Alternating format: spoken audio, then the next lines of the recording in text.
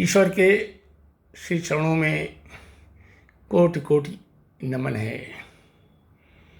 ईश्वर को बहुत बहुत धन्यवाद है कि आज 11 जून 2021 शुक्रवार के दिन सुबह के लगभग 9 बजे हम अपने कुछ विचारों को, अपनी कुछ प्रार्थना को ईश्वर के समक्ष प्रस्तुत कर रहे हैं। ईश्वर हमें शक्ति दे, हमें ज्ञान दे, हमें बुद्धि दे कि हम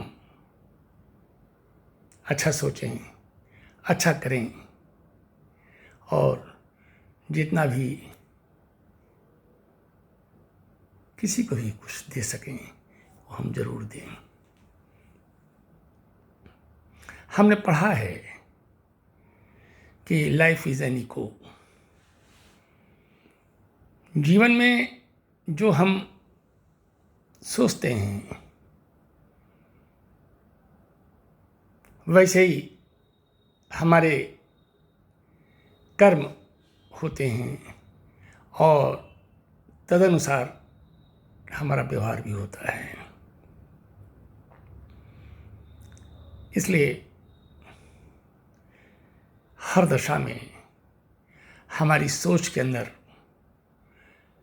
पवित्रता और सद्भाव होने चाहिए। जब कभी भी हम अच्छे कर्म करेंगे तो उसका साक्षी हमारी आत्मा और ईश्वर होता है। इसलिए हमारी ईश्वर से यही प्रार्थना है कि हे प्रभु, हमको सत्कर्मों के लिए आप शक्ति दें, ऊर्जा दें, ज्ञान दें, बुद्धि दें, कर्मशील बनाएं। बार बार हमारी यही प्रार्थना है। हमें अपने कर्मों को देखना है। दूसरे के कर्म उसके अपने प्रारब्ध होंगे, उसके अपने संस्कार होंगे। इसलिए हमें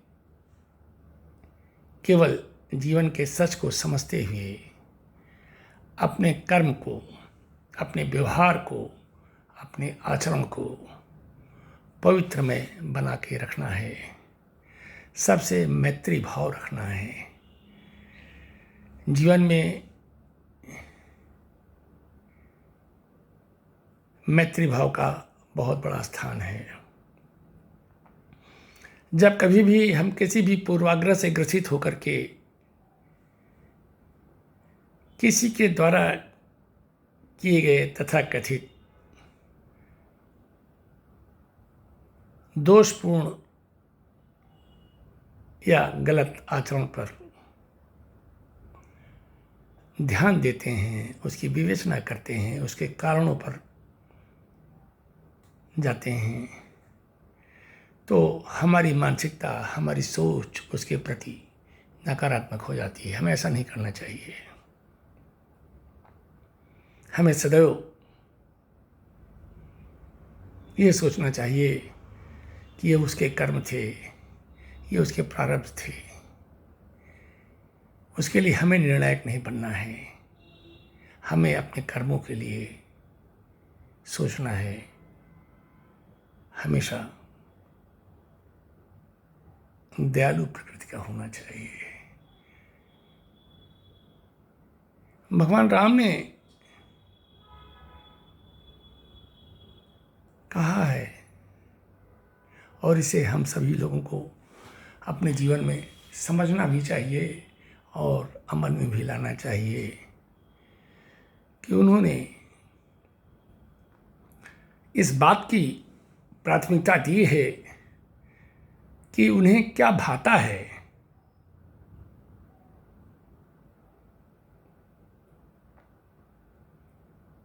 उन्होंने कहा है, निर्मल मन जन सो मोहि पावा, मोहि कपट छल छिद्र न भावा। अब हमारे साथ कोई कपट कर रहा है, छल कर रहा है, झूठ बोल रहा है, ये उसका बिंदु है। हमें उससे सावधान तो रहना है, हमें अपनी सुरक्षा तो करनी है। लेकिन यदि कभी कोई ऐसी परिस्थिति जीवन में आती है कि जो मुझसे यानी हमसे छल की भावना रखता है, दुर्भावना रखता है, हमारे लिए कटु शब्द और कटु व्यवहार उसने अपने जीवन में किए हैं और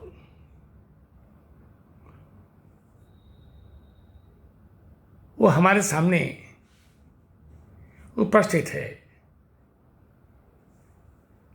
हमसे कुछ अपेक्षा कर रहा है, तो ऐसी परिस्थिति में हमें क्या करना चाहिए?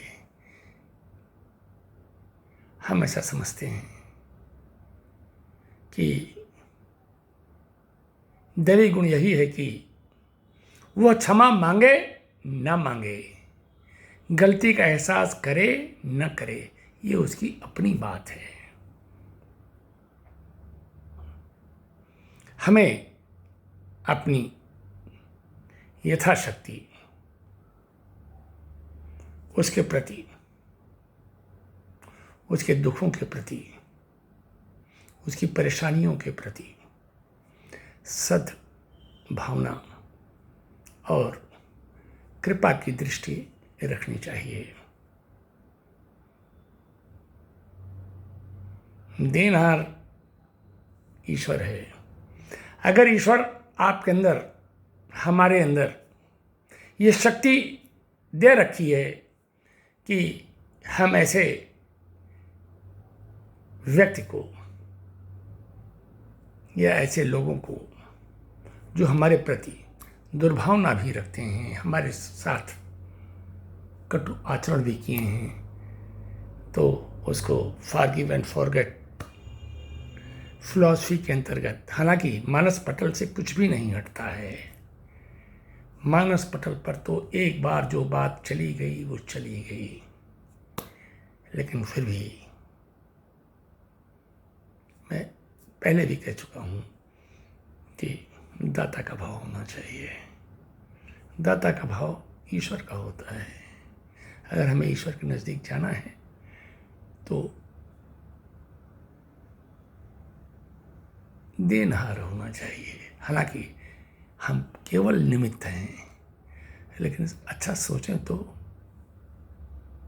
ईश्वर ने हमारे अंदर विवेक की शक्ति दी है। हमें विवेकशील होना चाहिए। हे प्रभु,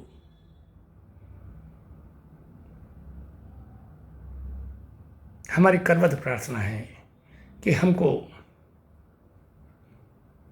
ऐसी शक्ति दो, हमारे अंदर ऐसे भाव की जागृति करो कि हमारा बुरा सोचने वाला, हमारे साथ दुर्व्यवहार करने वाला, या कोई हमारे जान का प्यासा भी क्यों न हो, या हमारे ऊपर कितने भी गंभीर दोषारोपण क्यों न लगाए, लेकिन यदि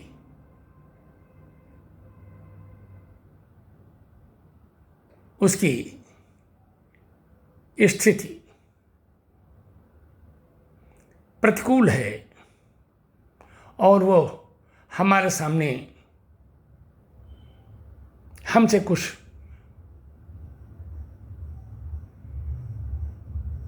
पॉजिटिव चाहता है, चाहे वो शारीरिक हो, चाहे वो मानसिक हो, चाहे वो आर्थिक हो, चाहे वो आध्यात्मिक हो, हमें वो शक्ति ईश्वर दे। हम किसी से भी बदले की भावना में ना आए। हे प्रभु, हमारे अंदर इतनी ऊर्जा दे दो, इतनी शक्ति दे दो कि हम भौतिक संपदाओं के संग्रह में नहीं, बल्कि उसको लोगों को देने में विश्वास करें और हम लोगों के लिए सुखदायक हूं। कोई हमारी प्रशंसा करे या हमारी बुराई करे, ये उसका आउटलुक है, ये उसकी सोच है। हमें तो अपने आत्मा की आवाज़ सुननी है। ईश्वर के द्वारा दी गई शक्ति, ईश्वर के द्वारा दिए गए इस भंडारों को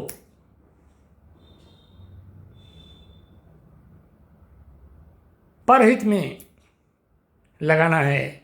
बस यही ईश्वर से हमारी प्रार्थना है। हे ईश्वर,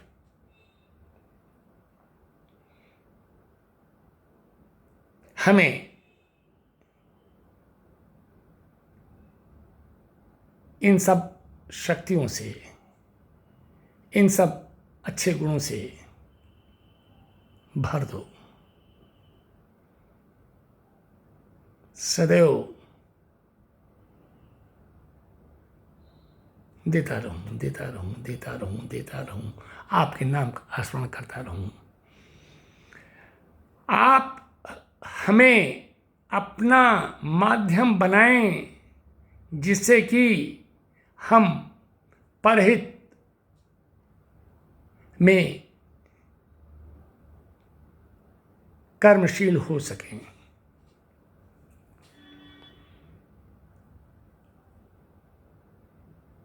हमारे अंदर अच्छे कर्मों का, अच्छे संस्कारों का, अच्छे प्रारब्धों का संग्रह हो। आप मुझे ये वरदान दें, आप हमारे ऊपर ऐसी कृपा रखें और जैसे लिखा है रामचरितमानस में कि बूंद आघात सहें गिर कैसे, खल के बचन संत सह जैसे। कोई मुझे कितना भी बुरा कहे, कितना भी गलत कहे, हमारे ऊपर उस अमुक व्यक्ति के बारे में कोई नकारात्मक या द्वेषात्मक या उसके विपरीत कोई भाव जागृत न हो हमारे अंदर। फिर भी उसके अंदर उसके प्रति अच्छी भावना रहे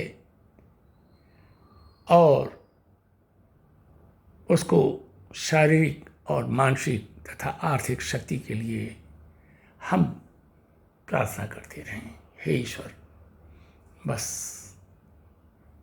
आज 11 जून 2021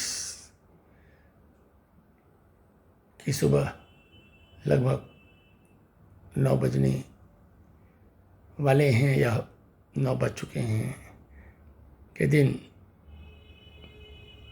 हमारी आपसे हाथ जोड़कर विनम्र प्रार्थना है, आत्मिक प्रार्थना है कि आप हमारे अंदर किसी के भी प्रति नकारात्मक भाव और नकारात्मक आचरण का प्रवेश न होने दें। हम सब के लिए अच्छा अच्छा सोचें, अच्छा अच्छा करें। अगर फिर भी कोई हमें प्रोवोक करता है तो उसके उस नेगेटिव प्रोवोकेशन से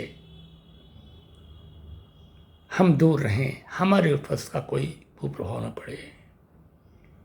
ऐसा पवित्र मन, ऐसा पवित्र सोच, ऐसा पवित्र आचरण प्रभु आप हमारे अंदर डाल दें। बस यही प्रार्थना है। मुझे नेम, फेम या धन नहीं चाहिए, हमें केवल आपकी कृपा चाहिए। यदि आप हमारे साथ हैं, यदि आपकी विशेष कृपा हमारे साथ है, तो हमारे पास सर्वस्व है। पूरा ब्रह्मांड हमारे पास है, यदि प्रभु आप हमारे साथ हैं। अर्जुन ने केवल आपको अपने रथ का सारथी चुना था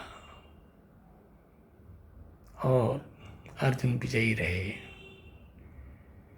आप भी प्रभु हमारे जीवन रूपी रथ के सारथी बनकर हमेशा रहें, यही हमारी प्रार्थना है। आप हमारी प्रार्थना निश्चित रूप से स्वीकार करते आए हैं और स्वीकार करेंगे। हमें आपके ऊपर अगाध विश्वास है। प्रभु हमारे अंदर शक्ति का भंडारण कर दो। हरि ओम तत्सत, हरि ओम तत्सत, हरि ओम तत्सत। सर्वे भवन्तु सुखिनः, सर्वे सन्तु निरामया, सर्वे भद्राणि पश्यन्तु, मा कश्चित् दुःखभाग् भवेत्। हे प्रभु, सबका कल्याण करो, सबके अंदर सद्भावना लाओ, सद्बुद्धि दो, हमारे अंदर इतनी ऊर्जा और इतनी शक्ति दो कि सहज भाव से, निर्मल मन से हम सबकी सेवा कर सकें। पुनः सर्वे भवन्तु सुखिनः, सर्वे सन्तु निरामया, सर्वे भद्राणि पश्यन्तु, मा कश्चित् दुःखभाग् भवेत्। हरि ओम तत्सत, हरि ओम तत्सत, हरि ओम तत्सत। ओम शांति शांति शांति।